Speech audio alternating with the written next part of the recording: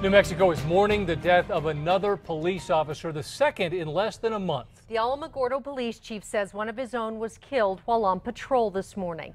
News 13 Cheyenne Cope is live in Alamogordo with the latest. Cheyenne.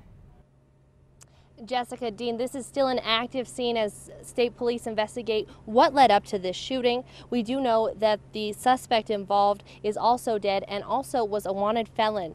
Police say 2 officers were on patrol this morning on South Florida Avenue where they made contact with 38-year-old Joe Moreno at the White Sands trailer park. He took off, leading police on a foot chase. During that time, police say shots were fired. Moreno died at the scene. During the incident, Officer Clint Corvinus, 33 years of age, was struck by gunfire. Officer Clint Corvinus was taken to the hospital where he died. Right now, state police are investigating the shooting and have not released what led up to it. We now know that Moreno did have a gun.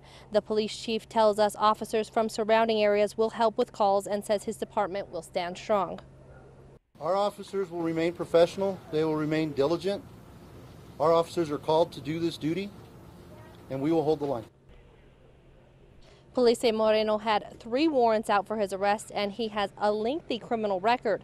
We spoke with family members of Moreno who tell us the one thing they wanted to say is how sorry they are for the officer's family. Now, as mentioned, another officer was with Corvinus. We are still trying to learn if he was injured in the shooting. Dean, Jessica, back to you. Thank you, Cheyenne. Officer Corvinus was a 4.5-year veteran of the Alamogordo Police Department. He graduated from Alamogordo High School and leaves behind an 8-year-old daughter, his parents, and girlfriend. And there's a growing memorial of flowers, candles, and stuffed animals outside the Alamogordo Police Department this evening. The officer's death has left that community in shock.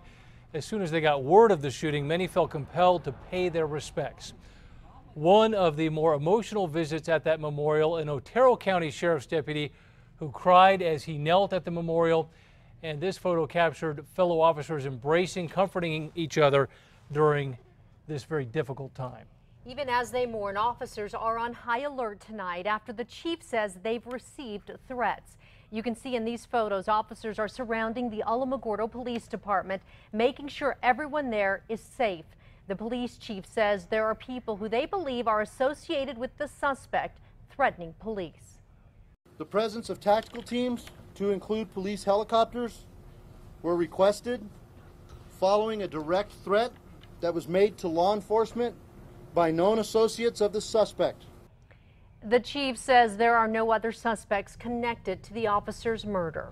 And this suspect has a long criminal history, and Alamogordo police say there were 3 active warrants for his arrest.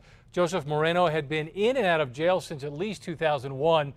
This is the picture from his stay in the state pen for being a felon with a gun. In the years since, his appearance has changed dramatically, and he continued to rack up new charges, most of them involving drugs. His other arrests include burglary, attempt to commit a violent felony, conspiracy, robbery, and escape. This is the second New Mexico police officer to be killed in the line of duty in the last month. Hatch officer Jose Chavez was gunned down during a traffic stop by a murder suspect who was on the run from Ohio. Today, Governor Martinez said she is saddened by the loss of another officer, saying, quote, "The violence against our police officers has to end, and we must do everything we can to stand up for those who put their lives on the line every single day to protect us." Be sure and stay with KRQE News 13 as we continue our coverage of this officer-involved shooting. We'll keep you updated online and at krqe.com, and of course, updates always on our KRQE News app.